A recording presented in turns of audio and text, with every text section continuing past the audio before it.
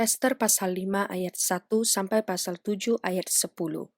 Pada hari ketiga, Ester mengenakan pakaian ratu, lalu berdirilah ia di pelataran dalam istana raja, tepat di depan istana raja. Raja bersemayam di atas tata kerajaan di dalam istana, berhadapan dengan pintu istana itu. Ketika raja melihat Ester, sang ratu berdiri di pelataran, berkenanlah raja kepadanya. Sehingga raja mengulurkan tongkat emas yang di tangannya ke arah Ester.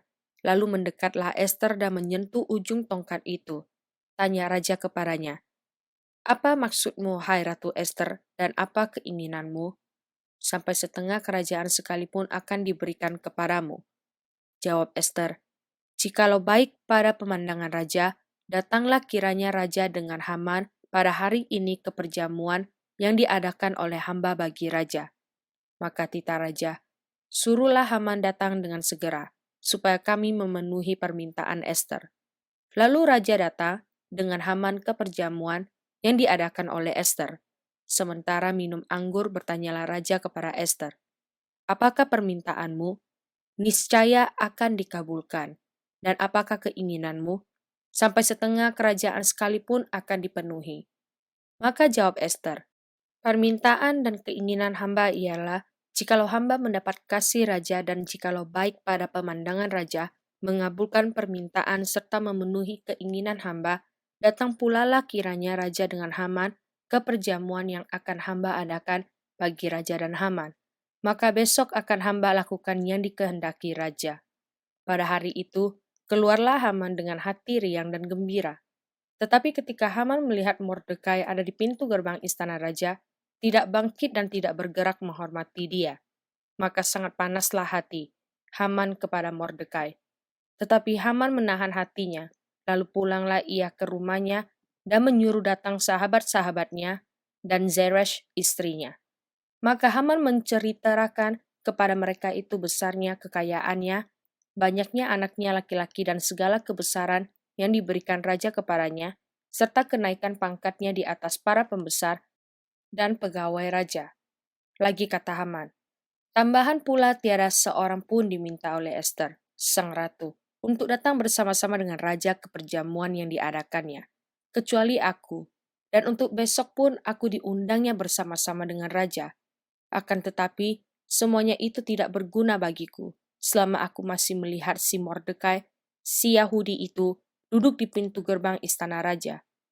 Lalu kata Zeresh istrinya dan semua sahabatnya kepadanya, "Suruhlah orang membuat tiang yang tingginya 50 hasta, dan persembahkanlah besok pagi kepada raja, supaya Mordekai disulahkan orang pada tiang itu. Kemudian dapatlah engkau dengan bersuka cita pergi bersama-sama dengan raja ke perjamuan itu." Hal itu dipandang baik oleh Haman, lalu ia menyuruh membuang tiang itu. Pada malam itu juga raja tidak dapat tidur. Maka bertitalah Baginda membawa kitab pencatatan sejarah, lalu dibacakan di hadapan raja. Dan di situ didapati suatu catatan tentang Mordekai yang pernah memberitahukan bahwa Bigtan dan Teresh, dua orang sida-sida raja yang termasuk golongan penjaga pintu, telah berikhtiar membunuh Raja Ahashiweros. Maka bertanyalah raja, "Kehormatan dan kebesaran apakah yang dianugerahkan kepada Mordekai oleh sebab perkara itu?" Jawab para biduanda raja yang bertugas pada Baginda, "Kepadanya tidak dianugerahkan suatu apapun." Maka bertanyalah raja, "Siapakah itu yang ada di pelataran?" Pada waktu itu Haman baru datang di pelataran luar istana raja untuk memberitahukan kepada Baginda bahwa ia hendak menyulahkan Mordekai pada tiang yang sudah didirikannya untuk dia. Lalu jawab para biduanda raja kepada Baginda, "Itulah Haman, ia berdiri di pelataran." Maka tita raja, "Suruhlah dia masuk." Setelah Haman masuk, bertanyalah raja kepadanya, "Apakah yang harus dilakukan kepada orang yang raja berkenan menghormatinya?" Kata Haman dalam hatinya, "Kepada siapa lagi raja berkenan menganugerahkan kehormatan lebih dari kepadaku?" Oleh karena itu jawab Haman kepada raja, "Mengenai orang yang raja berkenan menghormatinya, hendaklah diambil pakaian kerajaan yang biasa dipakai oleh raja sendiri, dan lagi kuda yang biasa dikendarai oleh raja sendiri, dan yang diberi mahkota kerajaan di kepalanya, dan hendaklah diserahkan pakaian dan kuda itu ke tangan seorang dari antara para pembesar raja, orang-orang bangsawan, lalu hendaklah pakaian itu dikenakan kepada orang yang raja berkenan menghormatinya. Kemudian hendaklah ia diarak dengan mengendarai kuda itu melalui lapangan kota sedang orang-orang berseru-seru di depannya. Beginilah dilakukan kepada orang yang raja berkenan menghormatinya. Maka titah raja kepada Haman, "Segera ambillah pakaian dan kuda itu seperti yang kau katakan itu, dan lakukanlah demikian kepada Mordekai, orang Yahudi yang duduk di pintu gerbang istana. Sepatah kata pun janganlah kau lalaikan daripada segala yang kau katakan itu." Lalu Haman mengambil pakaian dan kuda itu, dan dikenakannya pakaian itu kepada Mordekai. Kemudian diaraknya Mordekai melalui lapangan kota itu, sedang ia menyerukan di depannya, "Beginilah dilakukan kepada orang yang raja berkenan menghormatinya." Kemudian kembalilah Mordekai ke pintu gerbang istana raja, tetapi Haman bergesa-gesa pulang ke rumahnya dengan sedih hatinya dan berselubung kepalanya.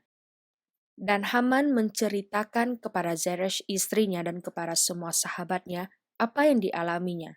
Maka kata para orang arif bijaksana dan Zeresh istrinya kepadanya, "Jikalau Mordekai yang di depannya engkau sudah mulai jatuh adalah keturunan Yahudi, maka engkau tidak akan sanggup melawan dia. Malahan engkau akan jatuh benar-benar di depannya." Selagi mereka itu bercakap-cakap dengan dia, datanglah sida-sida raja, lalu mengantarkan Haman dengan segera ke perjamuan yang diarahkan oleh Ester. Datanglah raja dengan Haman untuk dijamu oleh Ester sang ratu. Pada hari yang kedua itu, sementara minum anggur, bertanyalah pula raja kepada Ester, "Apakah permintaanmu, hai Ratu Ester? Niscaya akan dikabulkan, dan apakah keinginanmu? Sampai setengah kerajaan sekalipun akan dipenuhi." Maka jawab Ester sang ratu, "Ya raja, jikalau hamba mendapat kasih raja dan jikalau baik pada pemandangan raja, karuniakanlah kiranya kepada hamba nyawa hamba atas permintaan hamba, dan bangsa hamba atas keinginan hamba. Karena kami hamba serta bangsa hamba telah terjual untuk dipunahkan, dibunuh dan dibinasakan. Jikalau seandainya kami hanya dijual sebagai budak laki-laki dan perempuan, niscaya hamba akan berdiam diri. Tetapi malapetaka ini tiada taranya di antara bencana yang menimpa raja."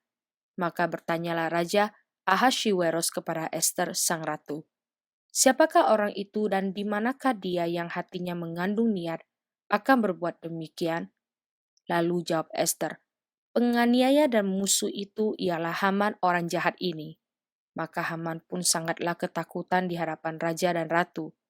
Lalu bangkitlah raja dengan panas hatinya daripada minum anggur dan keluar ke taman istana. Akan tetapi Haman masih tinggal untuk memohon nyawanya kepada Ester sang ratu karena ia melihat bahwa telah putus niat raja untuk mendatangkan celaka kepadanya. Ketika raja kembali dari taman istana ke dalam ruangan minum anggur, maka Haman berlutut pada katil tempat Ester berbaring. Maka titah raja, "Masih jugakah ia hendak menggagahi sang ratu di dalam istanaku sendiri?" Tatkala titah raja itu keluar dari mulutnya, maka diselubungi oranglah muka Haman.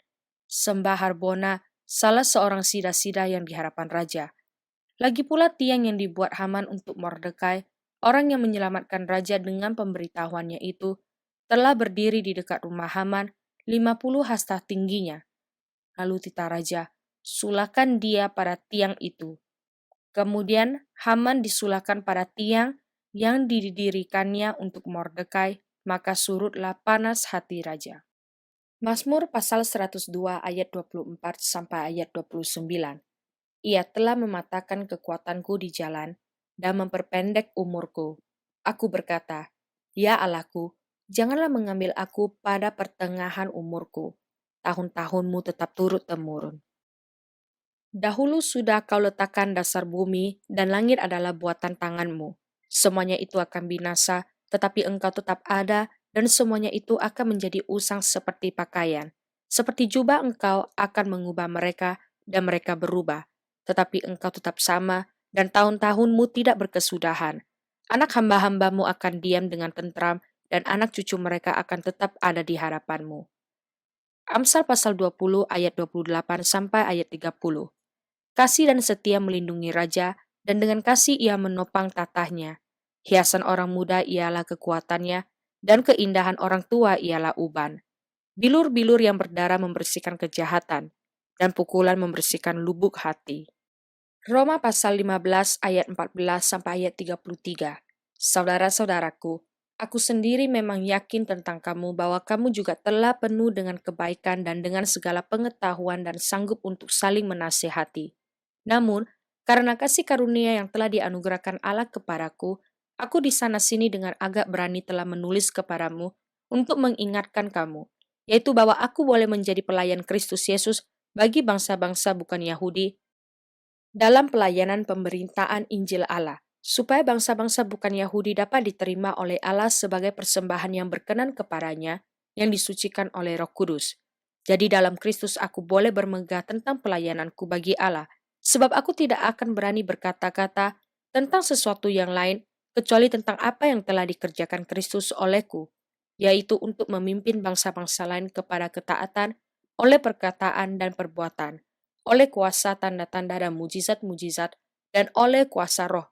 Demikianlah dalam perjalanan keliling dari Yerusalem sampai ke Ilirikum aku telah memberitakan sepenuhnya Injil Kristus. Dan dalam pemberitaan itu aku menganggap sebagai kehormatanku bahwa aku tidak melakukannya di tempat-tempat di mana nama Kristus telah dikenal orang, supaya aku jangan membangun di atas dasar yang telah diletakkan orang lain, tetapi sesuai dengan yang ada tertulis. Mereka yang belum pernah menerima berita tentang Dia akan melihat Dia, dan mereka yang tidak pernah mendengarnya akan mengertinya. Itulah sebabnya aku selalu terhalang untuk mengunjungi kamu. Tetapi sekarang karena aku tidak lagi mempunyai tempat kerja di daerah ini, dan karena aku telah beberapa tahun lamanya ingin mengunjungi kamu, aku harap dalam perjalananku ke Spanyol, aku dapat singgah di tempatmu dan bertemu dengan kamu sehingga kamu dapat mengantarkan aku ke sana, setelah aku seketika menikmati pertemuan dengan kamu. Tetapi sekarang aku sedang dalam perjalanan ke Yerusalem untuk mengantarkan bantuan kepada orang-orang kudus. Sebab Makedonia dan Akaya telah mengambil keputusan untuk menyumbangkan sesuatu kepada orang-orang miskin di antara orang-orang kudus di Yerusalem. Keputusan itu memang telah mereka ambil, tetapi itu adalah kewajiban mereka. Sebab jika bangsa-bangsa lain telah beroleh bagian dalam harta rohani orang Yahudi, maka wajiblah juga bangsa-bangsa lain itu melayani orang Yahudi dengan harta duniawi mereka. Apabila aku sudah menunaikan tugas itu dan sudah menyerahkan hasil usaha bangsa-bangsa lain itu kepada mereka, aku akan berangkat ke Spanyol melalui kota kamu. Dan aku tahu bahwa jika aku datang mengunjungi kamu, aku akan melakukannya dengan penuh berkat Kristus. Tetapi demi Kristus Tuhan kita dan demi kasih roh, aku menasihatkan kamu, saudara-saudara, untuk bergumul bersama-sama dengan aku dalam doa kepada Allah untuk aku, supaya aku terpelihara dari orang-orang yang tidak taat di Yudea, dan supaya pelayananku untuk Yerusalem disambut dengan baik oleh orang-orang kudus di sana, agar aku yang dengan sukacita datang kepadamu oleh kehendak Allah, beroleh kesegaran bersama-sama dengan kamu. Allah sumber damai sejahtera menyertai kamu sekalian. Amin.